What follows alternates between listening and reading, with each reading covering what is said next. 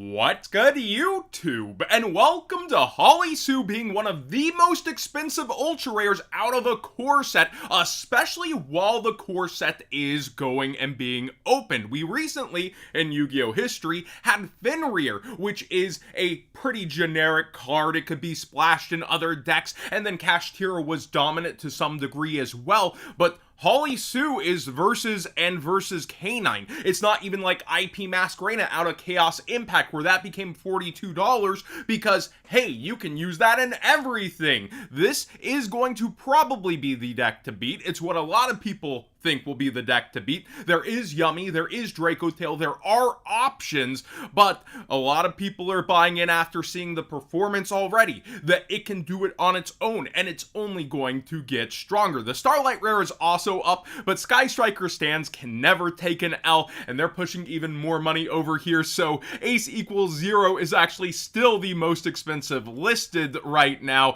and the Maneuver has actually managed to gain third place. We've been keeping up which ones are the most expensive, even though you're looking at these cards being 1 in every 6 cases and not really adding value to the box. So Hollie has now passed the box value. The box value is still under $40. It looked like it might rise back towards 40, and here we see that it's been pretty solidly coming back down towards 38 and plenty under 40 here as vendors try to just get rid of this even with that upward motion. Justice Hunter pre-sales are on TCG Player. I do like to peek in and see what these unmotivated sellers will do, but keep in mind they aren't motivated to undercut each other. They're trying to make as much profit as possible. They're not playing to a base. They're using the platform's base to try to make extra money. So, not the most competitive world over here. The ultras are starting to populate, and I don't want to hear about it unless it's actually really interesting. The only thing that is kind of these boxes are going up, but we've seen this trend even on failing sets. I do think this box will likely go up very similar to what we saw with Malice and Ryzeal pushing that one up. I do think that this will be in the immediate a box that sells, and then one that trails off after reprints, and there's not a lot of reasons to end up revisiting this. Number C104 is going up even further, and I want to clarify, any extras that I have will be posted in the Discord, just like these ultis for very cheap. First Ednir mints were 65s, light play at 45s, and one was a little more damaged than I thought, so I marked it down to 35. When they get posted, they will be in the stream claims room in the Discord, nowhere else. I've had over a dozen people message me, you got any more of those? And it's like, hey, you go over there, it's first come, first serve, it's not going to be anybody claiming it. It's that system. I want everybody to have equal chances, and like this, I limit 1 per user on this deal. I make sure multiple people are able to get their hands on it when I am posting. I'll probably look through my stuff either at some point this weekend or next week even further, and hopefully find some more. I didn't even mean to run into these. I was looking through a Pokemon box at the time, ironically. Dark Ruler no more. Quarter Century Secret Rare is up towards $40 and could climb even past that. It's the board breaker option for the format that a lot of people are choosing upcoming, and you can see here it has climbed very steadily throughout this week from $30 and it actually got sales. Dominus Purge has kind of swap places with Impulse for the upcoming format because it can be played with Yummy, and you see here the listings are going out and they're really pushing. We are headed towards reprint season though, but people gotta play, and they're gonna play in those YCSs and case tournaments and events, and you see this, it is going really wild with the Quarter Century Secret Rare for the value loss being less, really going nosebleed at this point. Dino Wrestler Pankratops, I just brought up the QCR and said, hey, get other nice versions if you want them now. Well, it was a couple days later, and we see here that the buyout mode went for this to $5 to $6. Maybe that's a thanks, John, more on that one.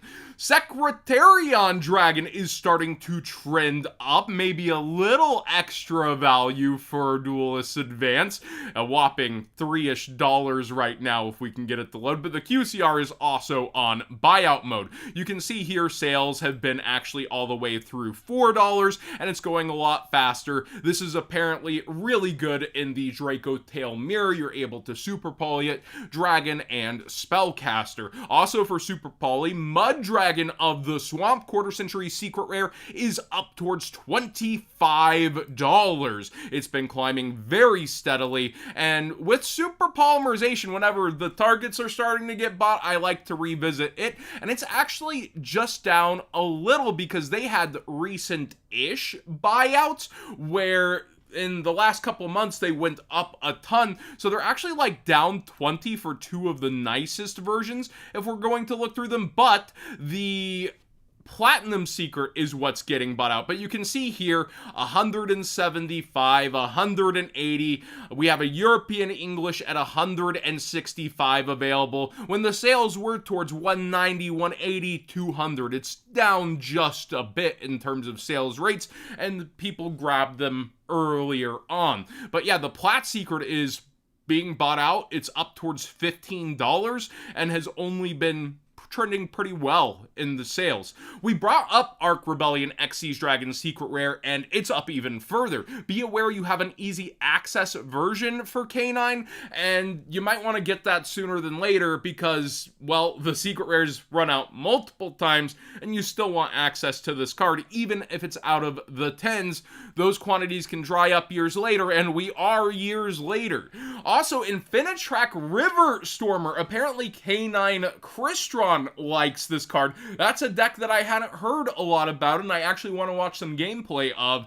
Crystron stuff itself has fallen down a lot versus the hype it used to have, but this secret rare has been trending up. And you do have the Ultra out of the 10s, and look at that, not the most copies in the world. If you want access to it, you probably should also be getting this sooner than later. Perulia continues to be the talk of the town. My take hasn't changed.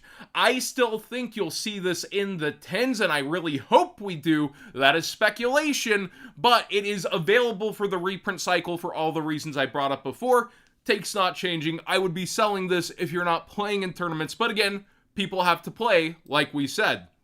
Reinforcement of the Army Quarter Century Secret Rare. I think we brought this up recently. You see it dip, then it went back up, and it's up even further now, 34, 35. It's getting sales rates. You have past format play, you have Striker, you have different things this is going to find its way into. However, we didn't cover, and this is the TCG NA version because the EU is the Ultra.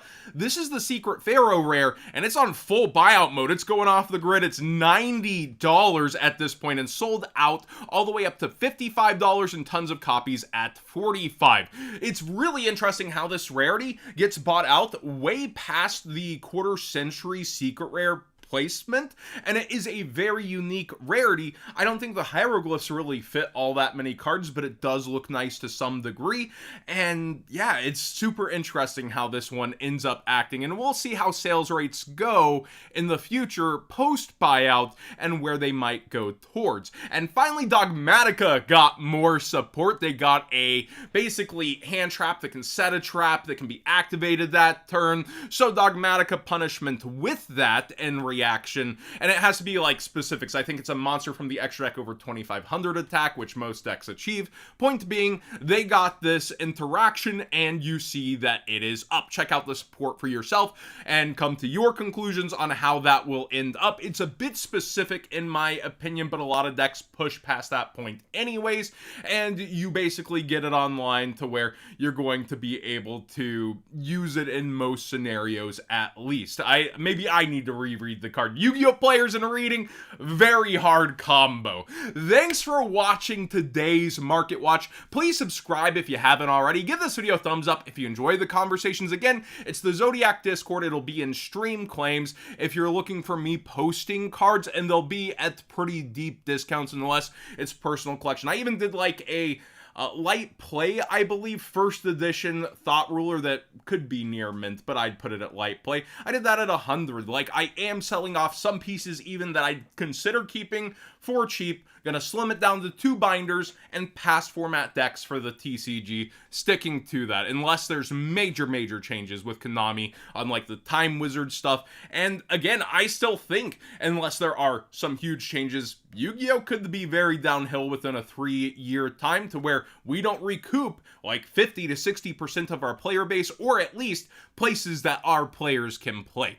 I'm not trying to be a doomer. This is realistic, like, looks at how Konami is running things, and I do think it would be very dismissive of me to not put that out to my audience, exactly what I'm doing, and again, continuing to show exactly what I am doing with it, so you know my vested interest, aka selling way under the market for now.